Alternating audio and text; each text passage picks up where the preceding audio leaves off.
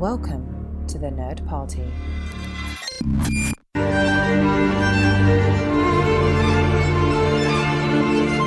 Hello and welcome to the A24 project here on the Nerd Party, the only podcast that takes you to the back catalogue of A24, 2 films every fortnight. 2, 4, 24, A24. Oh, you could see where I was going with that. I'm Dallas King, and with me in the pod booth, as always, is my co-host, who I'm glad to report that since the last episode has not been turned into an animal, it's Lee Hutchison. How are you? Yeah, I'm excellent. I'm here and enjoying your company, so I'm very excited to be here. Excellent. So on this episode, we are taking a deep dive into De Palma and Swiss Army Man. But before then, it's a 24-hour news time. And if you're a regular listener to the show, you will often hear us bemoan the fact that Sod's Law states that basically as soon as we finish recording a podcast, a big piece of news drops. As you know, the episodes come out every second Monday, but we normally have to record them a few days in advance, and that's why we sometimes miss things. However, we have some late breaking news, as in it's broken about 10 minutes before this podcast was about to air, so we are bringing to you it first, although of course that means that by the time you are listening to this you will have already read it, but it's news for us, so therefore there we go. So Lee, you are not aware of this, but I'm going to have to break it to you, and it involves your current stan of the moment, I'm afraid. Now, I think we did, you see, I wasn't actually aware of this. It had been a rumour, and then I found out about it last week. Now, The Souvenir is going to be screening at the Edinburgh International Film Festival next week, and the stars and director of that film will not be attending because they are currently filming the sequel, The Souvenir 2. And it was rumoured, basically when Robert Pattinson was confirmed as starring in Batman, it said that he was going to be in The Souvenir 2, which I had not realised, which was great news. However, the late breaking news is sadly that he will not be in The Souvenir 2 due to scheduling conflicts. And it's not with the Batman. I was about to raise my fist and curse the heavens for these superhero movies and ruining everything we love. It's because of Christopher Nolan, our fanboy, the guy that we love more than anything, scheduling conflicts with Tenet, his new blockbuster espionage thriller, has meant that Robert Pattinson has had to drop out of an A24 film. This must be really conflicting news for you, Lee. How do you feel? Yeah, I'm a bit disappointed actually. I was really obviously in sort of a week and a half's time we'll be able to see The Souvenir, and it's one of my most anticipated movies of the festival. But I was really kind of excited to see what role he would play in his involvement in it. And now there's going to be an A24 film without him, which is a bit of a shock one. So we'll have to go back to sort of the that's a bit disappointing actually. Yeah, no, I knew you'd be crushed, but we do still have The Lighthouse to look forward to, so we'll just have to cope with that. But I'm just reading through, so this is the official statement. Despite Rob's strong desire to do the film, scheduling proved impossible, but he very much looks forward to working with Joanna on something down the line. So I'm sure it's not the last we'll have seen of him in the A24 project. It's just a shame that I think, because this was going to be something really quite special, because I mean the Souvenir could have been, I think it would have been, Souvenir 2 would have been the first sequel for A24 really, and it's, as seeing what films these days get sequels, this is something which you would not have expected, but I guess it's something maybe going along the lines of maybe sort of Before Sunrise or Before Sunset, so interesting to see what they do there. Yeah, definitely. I mean, I'm going to be curious to see how that one kind of shapes up, because I only know a little bit going in. I've tried to keep it that way. And when they announced, kind of quite quickly after the film came out, that there was going to be a sequel, I was really kind of surprised. And it's going to be interesting to see the film and see if it makes sense for me when I watch it, going, oh, of course a sequel is going to be a natural thing to happen. And I think this could be A24's first sequel, I believe, as well, which makes it even more interesting. Yeah, absolutely. So, I mean, that was the late breaking news. To be honest, I was struggling for a news story this week. There hasn't been a huge amount announced, although there was a bit of hyperbole earlier this week, and not to increase our anticipation of a film any more than we already are, Jordan Peele has come out and praised Midsommar, which is out on July the 5th in the UK, and I think July 2nd on the US, goes up against Spider-Man Far From Home, because obviously it would. And he has said, and this is, I quote, you've made the most idyllic horror film of all time. he said that there was images that are so incredibly sort of disgusting, but he was unable. This is the most atrociously disturbing imagery I've ever seen on film, and yet I experienced it with this open-mouthed, wide-eyed gape. And this is a man who directed Us and Get Out. So, I mean, high praise indeed. And I think we all know how we feel about Hereditary on this podcast. So, I mean, is there the possibility now that we could get too hyped up and end up being disappointed, or do you think that Ari Aster is going to deliver on this one?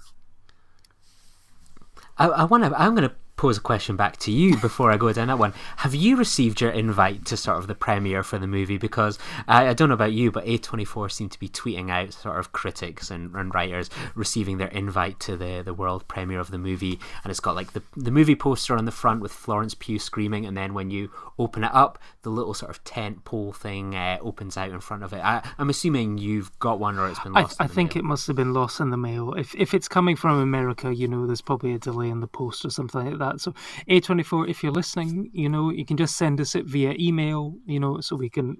And if you want to fly us over to New York, or maybe it's in Sweden, maybe they're taking all the the critics over to Sweden for a sort of immersive fire festival type deal where they'll all be sacrificed alive. Who knows?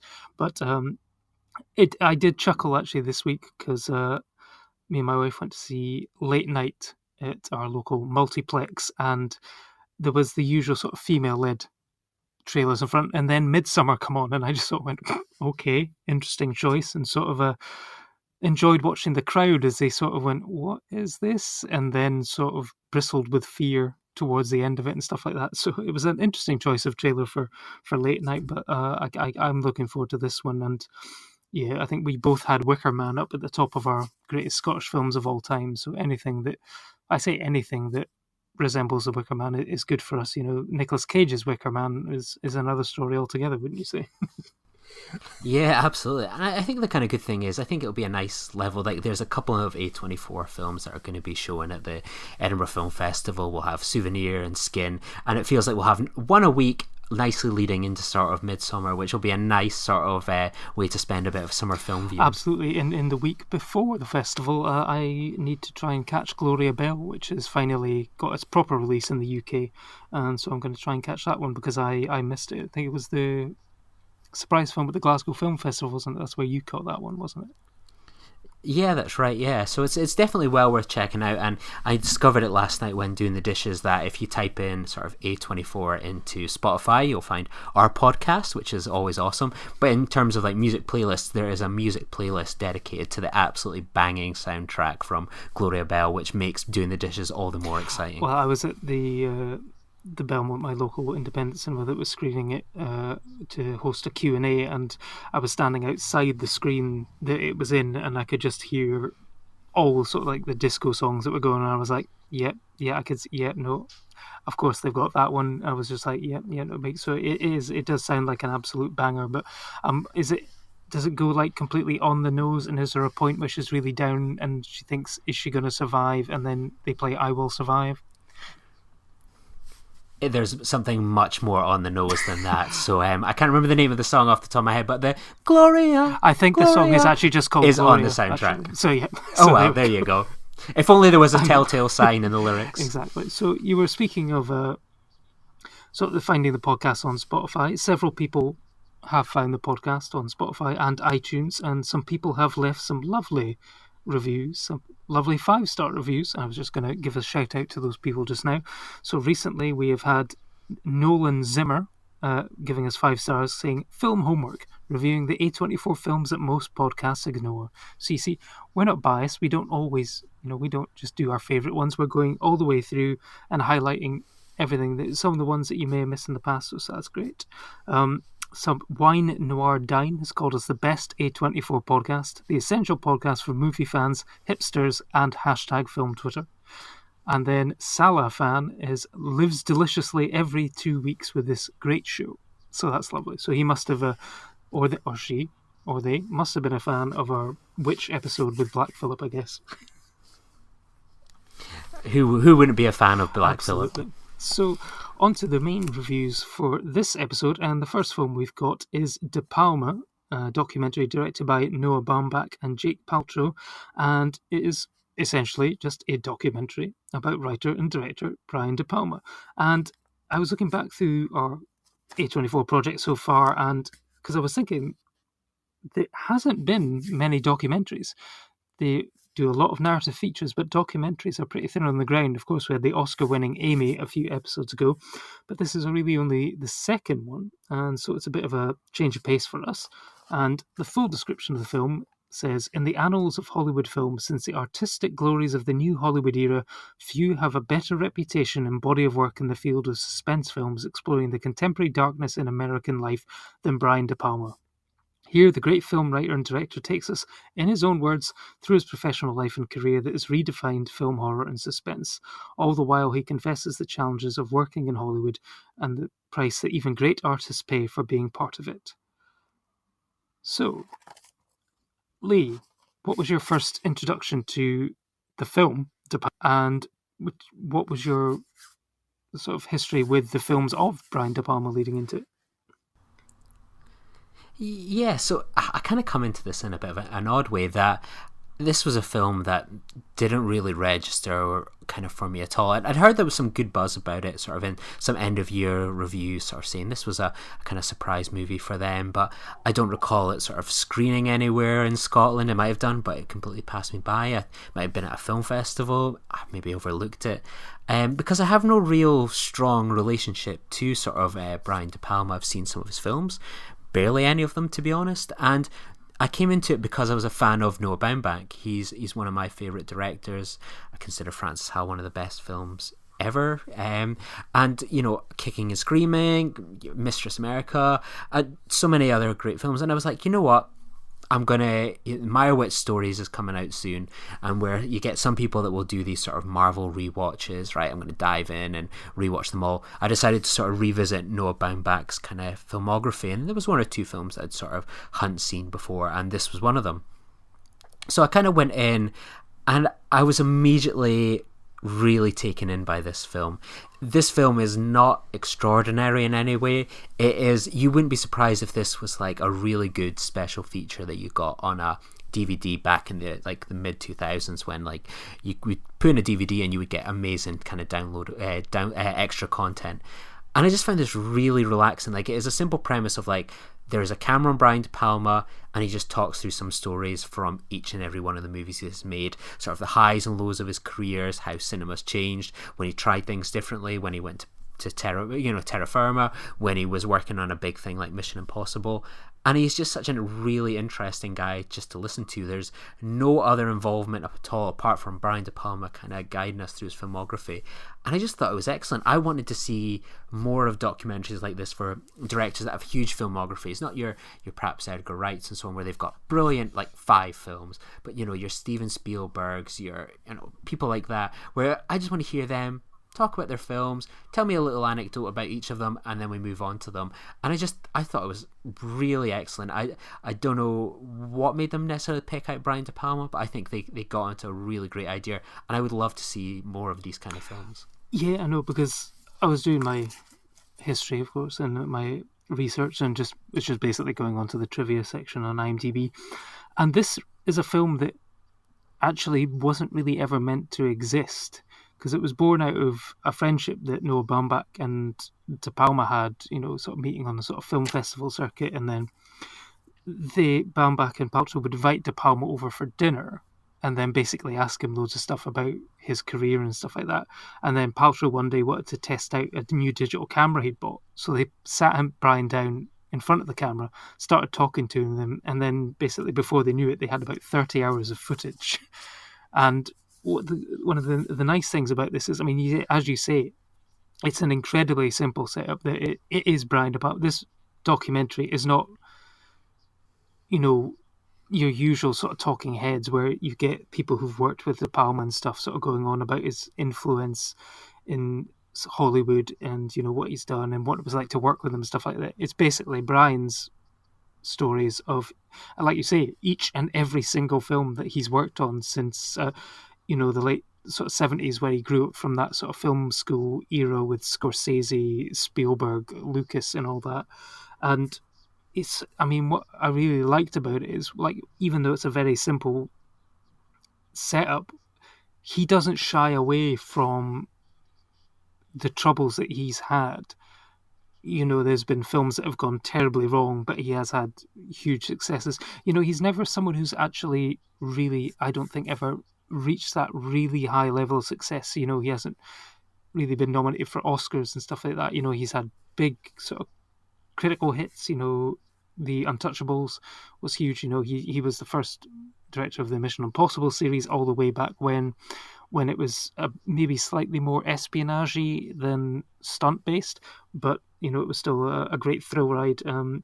So it's great to see him, and you can see, like he says, his progression through the technology that comes with that, and sometimes he prefers just to work with actors and stuff and doesn't care for all that sort of stuff. I think it's the Mission to Mars sort of time where he bemoans the fact that he sort of came onto a project and was basically almost a hired hand at times with all this crazy sort of special effects and CGI that was going on. So yeah, no, it was a really interesting film, but I think it's a shame that it sort of came to it just off the back of I think his latest film Domino has come out to some of the worst reviews of the year, and it's a film which I don't think will really get much of a cinematic release. But I mean, I'm sure there is still sort of a great film in him, but I think he probably needs to go back to his roots.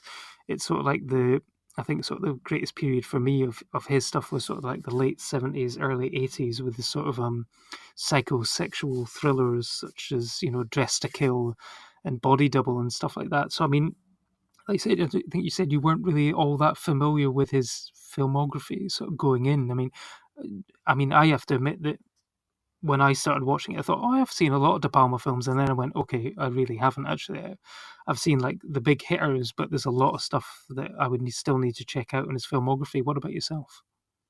Yeah, I was the same, and I've really let myself down because when I watched this movie for the first time, maybe sort of a year and a half ago, something like that, I was like, you know what, I'm going to make an effort to check out some of his films, some of the less big hitter ones, and I have failed to do that. Then when I rewatched it just last week, I was like, I really need to check out some of his non-big hitter films, and I have subsequently not done that. I've watched Love Island instead, so I continue to fail Brian De Palma and myself. Oh, I'm sure he'll forgive you. I'm sure there's, like you say, I think Edgar Wright said there was never a wrong time, and it was never too late to see a movie for the first time. So you've got sort of plenty of time. So I mean, in terms of the ones that you have seen, what are your sort of favourite ones to date so far? Well, I've seen so little that it becomes almost sort of a 3 or 4 in itself. I've seen Carrie. I've seen some of Scarface. I don't think I ever finished it. I have seen some of The Untouchables, never finished it. I did see Mission Impossible in the cinema, and the second only ever Brian De Palma film that I've seen in the cinema was also The Black Dahlia, which was sort of in the first few months that I ever had a Cineworld card. So, yeah, I really have a lot of work to do to even finish some of his big hero movies, but I'd love to watch some of his sort of femme fatale movies of sort of that 80s period. I think they seem really interesting and definitely worth checking out. Yeah, no, I mean, I came up with a top 3. I mean, it's similar to you. I mean, it was actually quite a small list I ended up having to work from. I've probably seen maybe about sort of 10. I mean, one of the first films I think I saw of his, I mean, was probably The Untouchables. I think was one of those ones which was probably on TV or something. Would have seen it, and that was a great film. And then sort of Snake Eyes was one of the first I probably saw at the cinema of his. There was this much talk going into I think this was around about the time I sort of started reading sort of Empire magazine, stuff like that, and there was all this talk about this incredible tracking shot, Steadicam shot that lasted about sort of 15-20 minutes in the opening scene. So I sort of went along for that, and I mean, yeah, that is impressive itself, but the film kind of falls away a bit after that. But I mean, for me personally, my 2 favourite of his films are, number 2 would be Casualties of War, which for me is still, it seems bad to say favourite Vietnam film, because, there's not really a happy Vietnam War movie, but and the Casualties of War is certainly not, I have to stress that, but I thought for me it was just a fantastic film. It sort of really captured the sort of part of the humanity and the loss of humanity during the war, and it's a rare sort of dramatic performance from Michael J. Fox. This was just just after the sort of time that he was doing Back to the Future, so it was sort of something different for him, and I thought he really held his own against sort of like Sean Penn and stuff like that. I mean, it's got a really sort of young John C. Reilly in it as well, and it's a really sort of harrowing film, but an incredibly well made film. And like I say, it's my personal favourite of the Vietnam War movies of around that sort of time. But for me, number one movie has to be Blowout, and this was a film which I'd never really seen before, but I was doing the Empire 500 films of all time. I was trying to watch them all in 365 days, and this was one which I'd never seen before, watched it and absolutely loved it. This was John Travolta sort of after the sort of Grease and sort of Saturday Night Fever stage, and he's plays a sound recorder who is going out getting some Foley sound for a movie, and accidentally captures what he thinks is an accident but turns out to be an assassination, and he's then trying to put together who murdered this person, but then there's a woman involved, and then he's got to try and save the woman and stuff like that, and then there's that kicker at the end, which I won't spoil if anyone hasn't seen it yet, but it's a really sort of twisted, harrowing ending that it's one of the all-time great endings for me, and it shows it's De Palma at its finest, I think, for me. So if I would definitely start with one of those two if you're looking to do it. And Dress to Kill is a very good schlocky time as well. One of the things that you must feel grateful for now is that you have to only watch 4 A24 films a month as part of this project, as opposed to 500 over 365 days a year. So it seems like you've picked a more manageable project this time. You would think that, but there's still so many other films and things to be watching that it's tough to find the time for everything, especially when you're trying to binge through 2 seasons of Killing Eve, a new season of Black Mirror here and there. So. I want to ask you a question as well. That when did you watch De Palma the documentary first, or did you see X-Men Apocalypse first? Oh, not Apocalypse, X-Men Dark Phoenix. I'm trying to think. It was probably De Palma first, I think. Yeah. So when you were watching sort of the climax to X-Men Dark Phoenix, where it takes place in a boxcar, did you feel that the director of X-Men Dark Phoenix should have learned a lesson from the Brian De Palma documentary? Possibly, yeah. I do remember that's a good bit about it. Should we end it in a boxcar, or should we have a big chase scene and a fight with a helicopter? And he's like, well, why don't we do both? And it's like, yeah. So I'm reading all these stories about Dark Phoenix, and that could take up a whole other podcast about what went wrong and the very little that went right with that film. And that one seems to have been made by committee, I think, and trying to avoid an ending that resembled Captain Marvel, and instead, I think, was it someone on the Nerd Party on the spoiler group basically said they basically managed to, by committee, make the most generic blockbuster film ending in the world ever. So. Absolutely. And I suppose for those that are listening to this, to put in some context, in the section where they're talking about making Mission Impossible, Brian De Palma went up against one of the writers, and Tom Cruise, who wanted the movie to end in sort of a confrontation within the boxcar, where like De Palma was like, come on, let's think bigger, let's go, sort of we'll have a helicopter in the tunnel. And there was this huge argument about this boxcar fight, which eventually De Palma won out on, but it seems like in this movie that no one really won out in Dark Phoenix. So it was a nice parallel to watch De Palma have this point about Mission Impossible 2 decades earlier, and sort of X-Men Dark Phoenix only days later. Yeah, there are no winners in X-Men Dark Phoenix. But it was funny watching that in the use of CG and stuff like that in the original Mission Impossible, and you just know that Tom Cruise nowadays would want to do that for real. He'd want to be strapped to an actual Eurostar going through the Channel Tunnel and wanting them to have a fly helicopter after him as well. He wouldn't stand for any CG now. It could be done for real.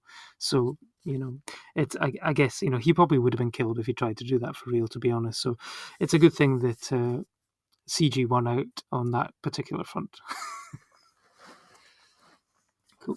So the second film on today's episode is Swiss Army Man, directed by the Daniels.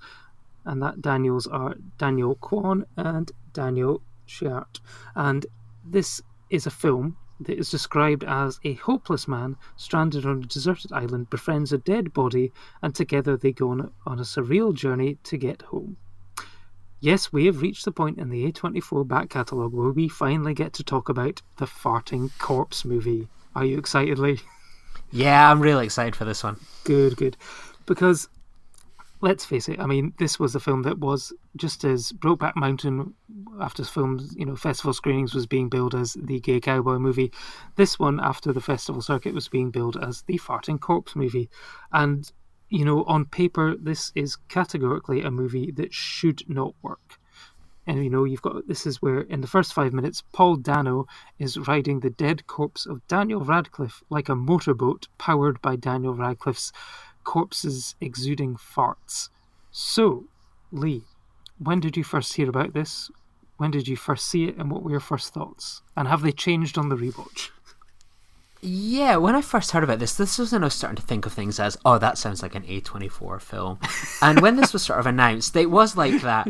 They kind of described it that he would be a farting corpse. And I was like, yeah, I guess that sounds like an A24 film. Like, they were starting to kind of, in that sort of 2016 period, kind of have built up that bit of a reputation as being something wacky, something a bit different and original. I was like, yeah, I can get along with that. Yeah, Daniel Radcliffe's picked some good films since then. Paul Dano has continued to pick great films. I love Mary Elizabeth Winstead. Yeah, why not? I'll go check this out.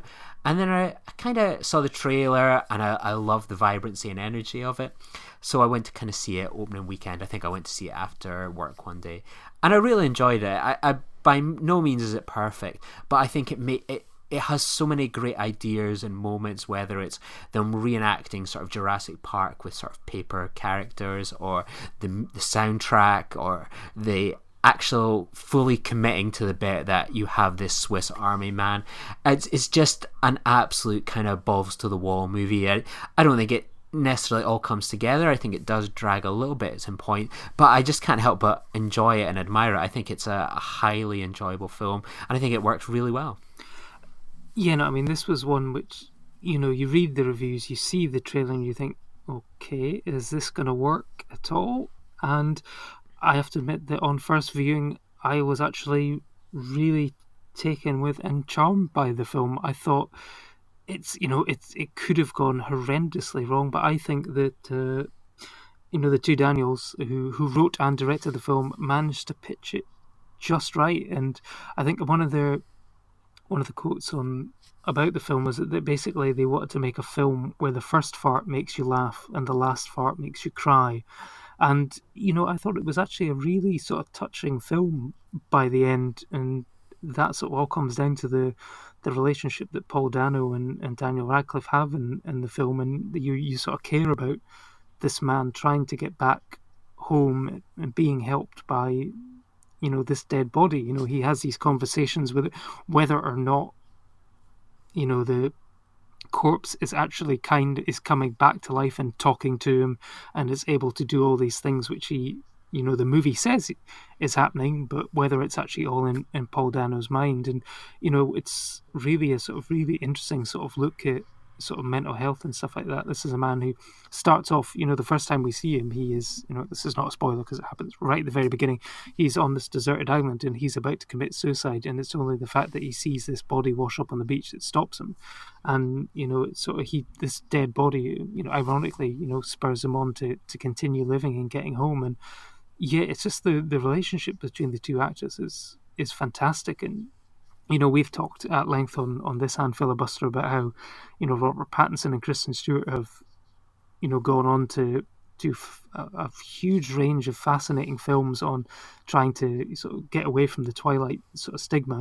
And Daniel Radcliffe, I think, is in a similar boat with what he's done since Harry Potter. He's, taken on some very interesting roles. And, I thought he was actually very good in this. What did you think of Daniel Radcliffe's performance?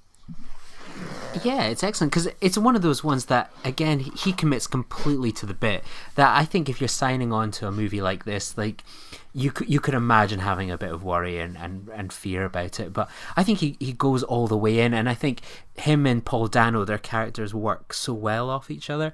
And it's just like you never sort of look at him and think, oh, that's Daniel Radcliffe. You look at that and go, that guy really is sort of a dead, rotting corpse that you can actually turn into a machine gun and kill a raccoon with.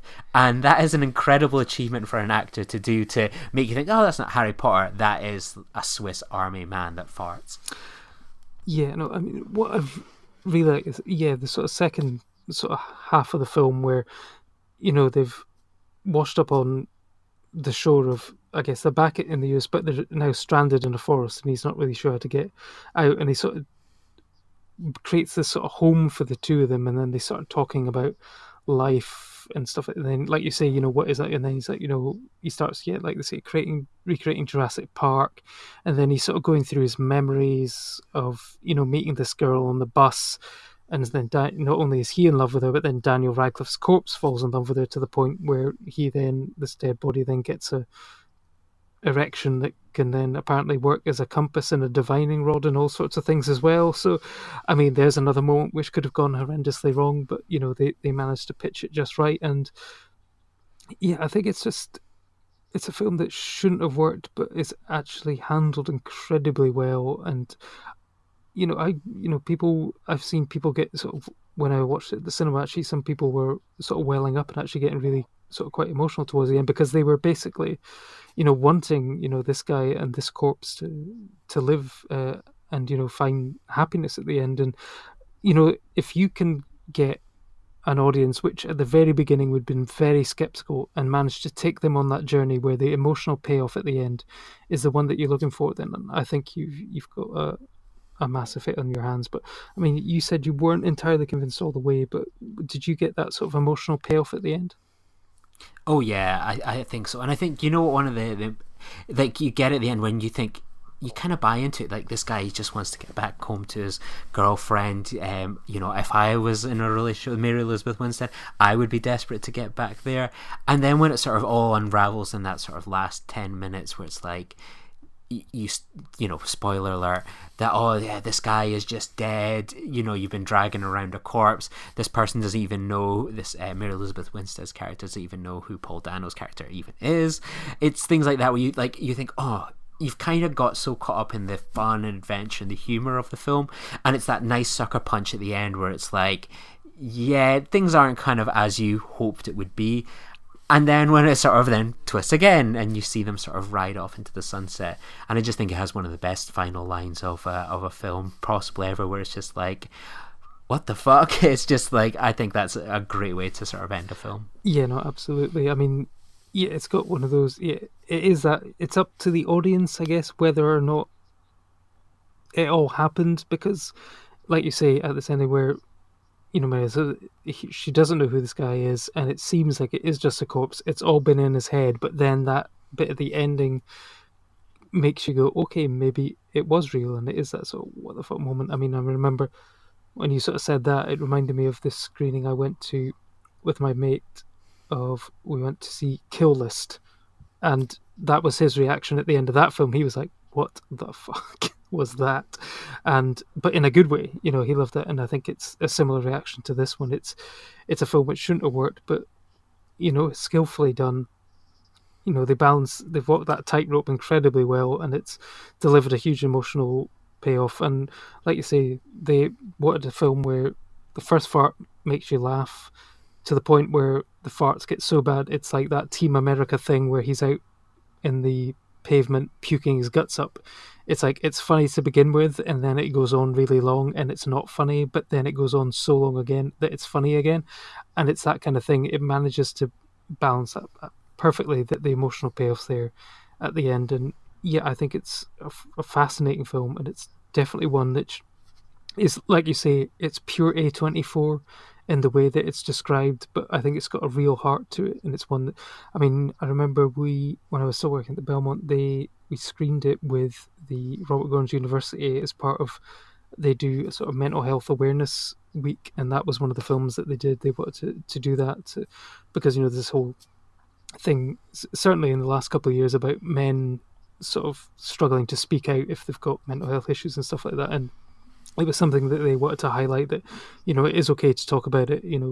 Paul Dano's character obviously talks about his problems with a corpse, but you get the idea, and it is something that is worth highlighting, certainly. So, but it's definitely a film that is definitely one that's recommended by us for this one, wouldn't you say? Yeah, definitely. And what I find odd about this film now, sort of, as we say, it's kind of got this reputation, this kind of cult following, and it's getting screened at Mental Health Awareness, is that it now seems to be the soundtrack to eBay, which is a very unexpected kind of turn. What do you make of sort of the soundtrack? Oh yes, so it is. Yes, no, it is that one.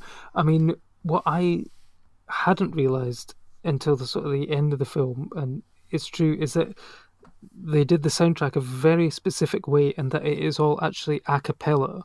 So, all the voice, and it's basically because that's all that it's a lot of the songs are done by the actors themselves. He's sort of doing it in his head and stuff like that. So all the songs are ones that he's listening to in his head and sort of done out loud. And I thought the soundtrack was a really sort of bold, interesting choice. And there was times where I was going, do I know that song? That song sounds familiar. I didn't know if it was written for the film or not, but I thought it was a nice, interesting, and unique way to handle that, I thought. Yeah, definitely. And I think it's if you're a runner or someone who likes to work out, Montage is a hell of a song to get the heart racing to, and maybe kind of increase your pace at running. So definitely one to add to the There playlist. are no bad film songs called Montage, as we could go back to Team America again. So that is, I think we've reached a nice sort of endpoint for Swiss Army Man there. So we're going to be back next episode for episode 20. We're already on to episode 20 of the A24 project.